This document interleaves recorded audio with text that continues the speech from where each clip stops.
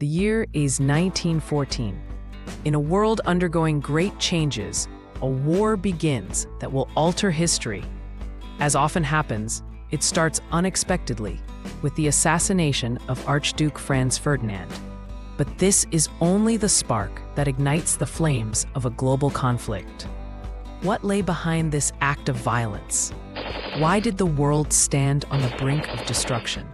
At the center of events are the European powers, which had long been preparing for a struggle for dominance. Alliances, military ambitions, and political maneuvering led to several countries being on the brink of war. Austria-Hungary, outraged by the assassination of its heir, declares war on Serbia. And then, like a snowball, the conflict draws in more and more major powers: Germany, France, Great Britain, and Russia.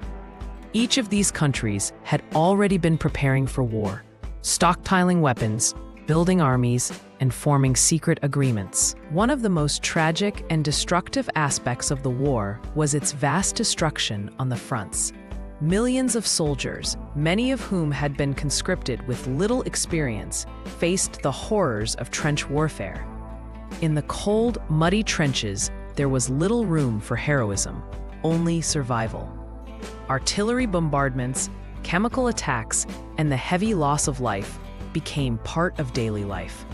For civilians, the war meant not only physical threat, but also economic and moral crisis. Resources were exhausted, cities were destroyed, and families lost their sons and husbands. It was a time of profound human tragedy and catastrophe. But despite all these sacrifices, World War I ended unexpectedly. An armistice was signed in 1918. However, the peace that followed the war was no less destructive.